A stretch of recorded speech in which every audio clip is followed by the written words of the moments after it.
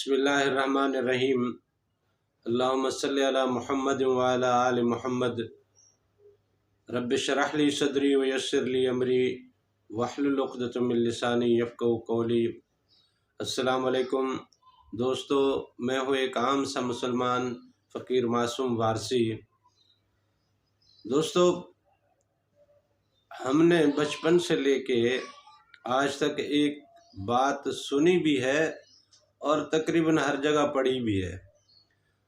اسکولوں میں، مدرسوں میں ہر جگہ دیواروں پہ لکھا بھی ہوتا ہے، یہاں تک کہ بازاروں میں بھی کافی جگہ لکھا ہوتا ہے کہ صفائی نصف ایمان ہے۔ تو بھئی صفائی نصف ایمان سے مطلب ہے کیا؟ یعنی گھر کی صفائی کرو گے، آپ کا گھر اچھا لگے گا، کوئی مہمان وغیرہ آئے گا تو آپ کے گھر کی نیکی ہے، اور دوبارہ بھئی کسی کا دل کرے گا آپ کے گھر آنے کا۔ آپ کی گلی صاف ہے تو محلے میں، اڑوس پڑوس میں گلی والوں کی، وہاں کے محلے والوں کی بڑی عزت ہوتی ہے، ان کا نام ہوتا ہے کہ یار بڑے صاف ستھرے لوگ ہیں۔ اسی طرح آپ کا علاقہ صاف ہوتا ہے۔ یہ تو اصل میں معاشرتی زندگی کا اسلوب ہے، لیکن حقیقت میں صفائی جو نصف ایمان ہے وہ یہ صفائی نہیں ہے۔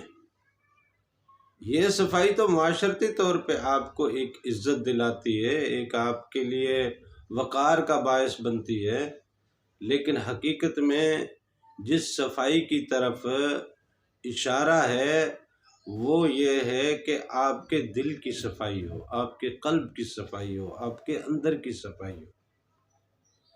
آپ کے اندر کی صفائی آدھا ایمان ہے۔ اب چاہے کوئی کلمہ گو ہے، چاہے کوئی کلمہ گو نہیں ہے، لیکن اگر اس کا اندر صاف ہے، یقین جان لو کہ وہ آدھا مومن تو ہے۔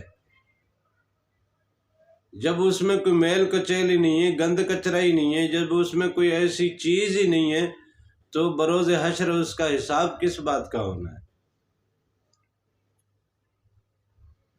آپ کا اندر اگر صاف ہے، وہ پنجابی کا شعر ہے نا کہ مسجد ڈھا دے، مندر ڈھا دے جو کچھ ڈھیندا، ایک بندے دا دل نہ ڈامی، سونا رب دلاں وچ رہندا۔ تو یہ جو دل ہے یہ مقام خدا ہے، یہ جو دل ہے یہ مقام خدا ہے، قیام خدا ہے۔ تو اللہ کے قیام کی جگہ آپ اگر ناپاک رکھو، اللہ کے قیام کی جگہ اگر آپ گدلی رکھو، اللہ کے قیام کی جگہ آپ میل کچیل رکھو، اللہ کی قیام کی جگہ میں حسد کی، بغض کی، عناد کی، کفر کی اور دوسرے جناب گناہوں کی وہاں بدبو پھیلی ہو، گند کچرا ہو، آپ کیا سمجھتے ہیں کہ اللہ کے آپ کے دل میں رہے گا؟ جب اللہ آپ کے دل میں نہیں رہے گا تو یقین جان لو پھر کون رہے گا؟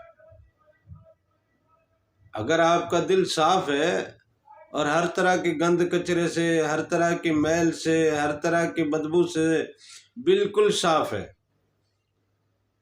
ہر طرح سے آپ اپنے دل کو، آپ اپنے اندر کو صاف رکھتے ہیں اور اس کو پاک رکھتے ہیں اور اس کو مزین رکھتے ہیں، اسے معطر رکھتے ہیں، تو مجھے بتائیں پھر اس میں اللہ تعالیٰ جب آئے گا تو اللہ کو بھی خوشی ہوگی نا کہ میرے بندے نے میرے رہائش کے لیے میرا اہتمام کیسا کیا ہے۔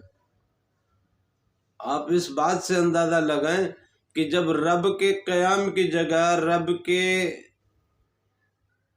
رہنے کی جگہ صاف ہوگی تو اللہ رہے گا، اگر وہ جگہ صاف نہیں ہوگی تو اللہ تعالیٰ نہیں رہے گا۔ اب اللہ کے رہائش کی جگہ آپ اگر صاف ستھری رکھتے ہیں، آپ اسے پاک رکھتے ہیں، آپ اسے معطر رکھتے ہیں، تو اللہ تعالیٰ بندے سے خوش تو ہوگا نا۔ جب بندے سے رب خوش ہو جائے تو پھر اس کے باقی معاملات کیا رہ جائیں گے؟ لہذا جو دل کی صفائی ہے، جو آپ کے من کی صفائی ہے، جو آپ کے اندر کی صفائی ہے، حقیقت میں الطہور شطر الایمان کا جو اشارہ ہے وہ ادھر کا ہے کہ ایمان کا حصہ ہے، یا یہ جو لوگ کہتے ہیں کہ نصف ایمان ہے، اصل میں الطہور شطر الایمان ہے، پاکیزگی ایمان کی شرط ہے، ایمان کا حصہ ہے، ایمان کی شق ہے، ایمان کا جز ہے۔ جب آپ نے وہ شطر پوری کر لی، وہ جز پورا کر لیا، وہ حصہ پورا کر لیا، تو اب آپ کا اندر پاک ہے، صاف ہے، معطر ہے، مزین ہے۔ پھر اس میں رب آ کے رہتا ہے، رب آ کے رہے گا، رب کا نور بسے گا۔ جب نور بسے گا تو وہ نور آپ کے پورے وجود میں، آپ کے پورے وجود کو منور کر دے گا۔ یہ چھوٹی سی انتہائی باریک اور انتہائی مختصر بات ہے، صفائی کیوں ضروری ہے۔ اور یہ جو باہری صفائی ہے، یہ تو آپ کو بیماریوں سے بچاتی ہے، یہ تو معاشرے کے لیے آپ کو ایک مقام اور رتبہ دلواتی ہے، یہ آپ کے لیے، آپ کے گھر کے لیے، آپ کے اڑوس پڑوس کے لیے، رشتہ داروں کے لیے یہ عزت و توقیر کا باعث بنتی ہے۔ لیکن حقیقت میں جو اشارہ ہے وہ اشارہ اندر کی صفائی کا ہے۔ آپ کے اندر کی صفائی ہونی چاہیے، آپ کا اندر اگر صاف ہے تو آپ کا معاملہ درست ہے۔ جب اندر صاف ہوگا تو اللہ تعالیٰ آ کے رہے گا، پھر شیطان کو جگہ نہیں ملے گی اندر آنے کی۔ شیطان تو بدبو کے پیچھے آئے گا، گندگی کے پیچھے آئے گا۔ جب آپ کے من میں گندگی نہیں ہوگی تو شیطان آئے گا نہیں، جب شیطان نہیں آئے گا تو صاف ظاہر ہے آپ سے کوئی گناہ بھی سرزد نہیں ہوگا، آپ سے کوئی ایسا معاملہ سرزد نہیں ہوگا جس سے اللہ ناراض ہوتا ہو۔ تو اس لیے اپنے اندر کو صاف کیجئے، اپنے دل کو صاف کیجئے۔ آپ کا اندر صاف ہے، آپ کا دل صاف ہے، آپ آدھے مومن تو ہو گئے۔ باقی جو رہی صحیح کسر ہے وہ اللہ کے قیام سے آپ کے اندر کی پوری ہو جاتی ہے۔